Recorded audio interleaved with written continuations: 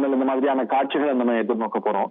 பாகிஸ்தான் தரப்புல அவங்க சொல்றது ஒரு 3 ஃபைட்டர் ஜெட்ஸை வி ஹேவ் ஷாட் டவுன் அப்படிங்கிறாங்க. சோ அதை நம்ம ஒரு பிஞ்ச் ஆஃப் சால்ட்டோட தான் எடுத்துக்கணுமா?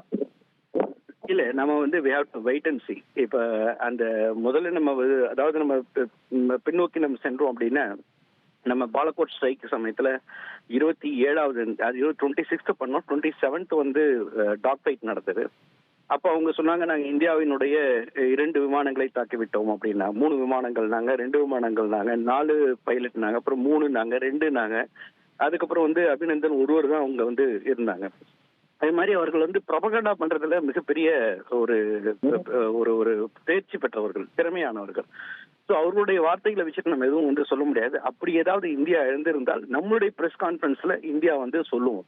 அது வந்து ஆல்ரெடி சொல்லி அந்த பிரஸ் கான்ஃபரன்ஸ் இன்னைக்கு 10 மணிக்கு இந்திய அரசு சார்பில் நாட்டு மக்களுக்கு இந்த ஆபரேஷன் சிந்தூருடைய முழுமையான விளக்கம் அலுவல் பூர்வமாக கொடுக்கப்படும் அப்படிங்கிற செய்தியை நம்ம பார்க்கிறோம். இந்திய அரசுடைய பத்திரிகையாளர் சந்திப்பு இன்னைக்கு காலை 10 மணிக்கு நடக்குது. அதே வேளையில தான் பாகிஸ்தானுடைய தேசிய பாதுகாப்பு கவுன்சில் எவ்வளவு துரிதமா கூடுறாங்க பாருங்க. நேற்று நடந்த தாக்குதலுக்கு இந்த நாடுகள் உடனடியா கூட அமெரிக்கால எல்லாம் தூங்கி இருந்து சவாசமா 10 மணிக்கு அவங்க கூடுறாங்க அப்படிங்கிறதையும் எடுத்து பார்த்தோம். இதுக்கான சர்வதேச அழுத்தங்கள் எப்படி இருக்கும்னு நினைக்கிறீங்க? இப்ப நீங்க ஆல்ரெடி டொனால்ட் ட்ரம்ப் வந்து இது எதிர்பார்த்ததுதான், இட்ஸ் ஷேம் அப்படிங்கிற ஒரு வார்த்தை பயன்படுத்திருக்கிறாரு. I hope it ends quickly அப்படின்னு இருக்கிறாரு. இந்திய தாக்குதலுக்கான மறைமுக நியாயங்களை அவர் வந்து உணர்த்துற மாதிரியும் சேர்த்து பேசியிருக்கிறாரு. Was a very ambiguous statement. So இதுக்கான சர்வதேச அழுத்தங்கள் இந்தியா மேலேயும் பாகிஸ்தான் மேலேயும் தொடருமா?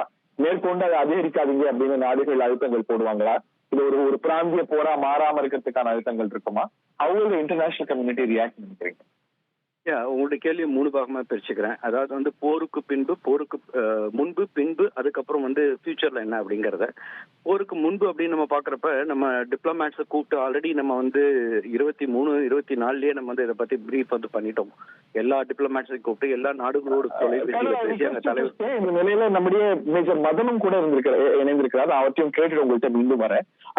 மேஜர் இதனுடைய எஸ்கலேஷன் லேடர் எப்படி இருக்கும்னு நினைக்கிறீங்க? பாகிஸ்தானுடைய தேசிய பாதுகாப்பு கவுன்சில் கூடுது, அவங்க சம்பிரதாயபூர்வமாவது ரியாக்ட் பண்ண வேண்டிய கட்டாயத்துக்கு தள்ளப்படுவாங்களா? Not so. ஏன்னா இப்போ நம்ம வந்து அவங்களுடைய கேந்திரங்களை நம்ம அட்டாக் பண்ணல, தீவிரவாத அமைப்புகளை தான் அட்டாக் பண்ணிருக்கோம். இது நம்ம அடுத்த கட்டம் என்னவா இருக்கும்னு நினைக்கிறீங்க? சர்வதேச சமூகம் என்ன அழுத்தத்தை இந்த பிராந்தியத்தின் மேல போடும் நினைக்கிறீங்க? நிச்சயமா இப்ப அவங்க ஒரு திருச்சங்க நிலைமையிலதான் இருக்கிறாங்க. பதிலடி கொடுக்க வேண்டிய கட்டாயத்துல பாகிஸ்தான் இருக்கு. ஏன்னா அவங்க டொமஸ்டிக் ஆடியன்ஸ் அவங்க என்கேஜ் பண்ணி ஆகணும். ஒண்ணு, அவங்க நம்மளோட எல்லைகளை ஏற்கனவே ஃபயரிங் இன்டென்சிஃபை பண்ணிருக்காங்க. ஸ்மால் ஆர்ம்ஸ் தாண்டி இப்ப மோட்டார் ஃபயரிங் எல்லாம் பண்றாங்கன்ற செய்திகள் வருது. ஸோ நம்மளுடைய எல்லையில் இருக்கக்கூடிய சில முக்கியமான இடங்களை இவங்க எய்ம் பண்றதுக்கான வாய்ப்புகள் இருக்கு. பட் இந்தியாவுடைய ராணுவ மையங்கள் போன முறை மாதிரி ரஜோரியோட பிரிகேட் ஹெட் குவார்டர் போன்ற ராணுவ மையங்களை இவங்க புரி வச்சாங்கன்னா அதற்கு பதிலடி கொடுக்கறதுக்கு மிசைல் ஸ்ட்ரைக்ஸை இந்தியா நிச்சயமா பயன்படுத்தும். பாவல்பூர் அந்த பகுதியை நான் ஏற்கனவே சொல்லியிருந்தேன், நிச்சயமா டார்கெட் பண்ணுவாங்கன்ட்டு. எக்ஸாக்டா அதை டார்கெட் பண்ணிருக்காங்க. சோ இந்த இடத்துல அவங்க ஒரு ஃபேஸ் சேவிங் எக்ஸிட்ட தான் பாகிஸ்தான் எதிர்பார்ப்பாங்க. அதுதான் ஆல் லைக்லி நடக்கும். பட் அதுல ஒரு கேவியாட் என்ன அப்படின்னு பாத்தீங்கன்னா, இந்தியாவுடைய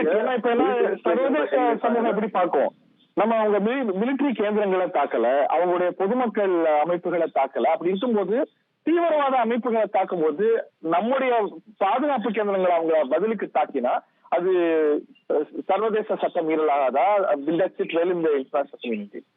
இல்ல, நிச்சயமா அது எந்த நாடுமே பாகிஸ்தான் கூட நிக்காது. அது துருக்கியா இருந்தாலும் சரி, சீனாவா இருந்தாலும் சரி. சீனா நேற்றே ஒரு United security national security council அந்த க்ளோஸ் டோர் மீட்டிங்க்கு பிறகு ஜாயின்ட் ஸ்டேட்மெண்ட்லாம் அவங்க அவ்வளோ கெஞ்சியும் சீனா வந்து அவங்க கூட நிக்கல. ஸோ இந்த இடத்துல இது ஒரு காலிபிரேட்டட் ரெஸ்பான்ஸ் நம்மளுடைய டிப்ளமேட்டிக் சக்சஸ் நான் சொல்லுவேன். இதற்கு அவங்க ரெஸ்பாண்ட் பண்ணாங்கன்னா அவங்களை அக்ரஸரா தான் எல்லாருமே பார்ப்பாங்க. IMF லோன் அவங்களுக்கு இருக்குது, வேர்ல்ட் பேங்கோட லோன் அவங்களுக்கு இருக்குது. இது எல்லாமே மிகப்பெரிய லெவல்ல இது வந்து பாதிக்கப்படும். குறிப்பா FATF உடைய லிஸ்ட்ல இப்ப ப்ரொபோஸ் பண்ணி இப்ப ஏற்கனவே நம்ம போயிட்டு இருக்கோம், மூவ் பண்ணி போயிட்டு இருக்கோம். அப்படி ஒரு நடவடிக்கையை பாகிஸ்தான் எடுத்தாங்கன்னா லாங் டேர்ம்ல அவங்க ஒரு மிகப்பெரிய பிரச்சனையில, பொருளாதார பிரச்சனை சிக்குவாங்க. செய்திகளை உடனுக்குடன் தெரிந்து கொள்ள உடனே சப்ஸ்கிரைப் பண்ணுங்க.